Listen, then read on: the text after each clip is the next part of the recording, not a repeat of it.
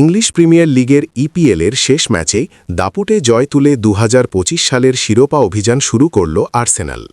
৩০ December ২০২৫ তারিখে Emirate স্টেডিয়ামে Arsenal Aston ভিলার সঙ্গে মুখোমুখি হয় এবং ৪-১ গোলে বিজয়ী হয়।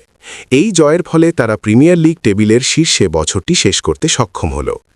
ম্যাচটি ছিল বেশ উত্তেজনাপূর্ণ। প্রথমার্ধে দুদিকেই গোলের জন্য আক্রমণাত্মক খেলা দেখা গেল, তবে দ্বিতীয়ার্ধে আর্সেনাল পূর্ণ শক্তি দিয়ে আক্রমণ চালিয়ে ৩টি গোল করে ম্যাচটি নিশ্চিত করে। তাদের আক্রমণ ভাগের খেলোয়াড়রা দুর্দান্ত পারফরম্যান্স দেখান এবং ভিলাকে প্রতিরোধ করতে দেয়নি। এই জয়ে আর্সেনাল তাদের ডিফেন্সিভ ও অ্যাটাকিং সমন্বয় উভয়ই কার্যকরী প্রমাণ করেছে।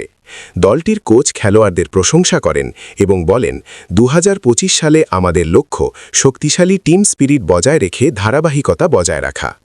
অন্যদিকে অ্যাস্টন ভিলা ১১ ম্যাচের জয়ধারা হারিয়েছে। তাদের কোচ মন্তব্য করেছেন যে প্রতিপক্ষের আক্রমণ প্রতিরোধ করতে আরও কাজ করতে হবে। এই জয়ের মাধ্যমে আর্সেনাল শুধু বছরটি ভালোভাবে শেষ করল না, বরং নতুন বছরের শুরুতে তাদের আত্মবিশ্বাসও বাড়াল।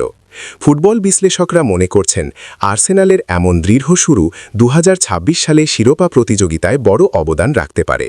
ম্যাচ শেষে সমর্থকরা স্টেডিয়ামে আনন্দ উদযাপন করেন এবং সোশ্যাল মিডিয়ায় আর্সেনালের জয়ের প্রশংসা ব্যাপকভাবে ছড়িয়ে পড়ে।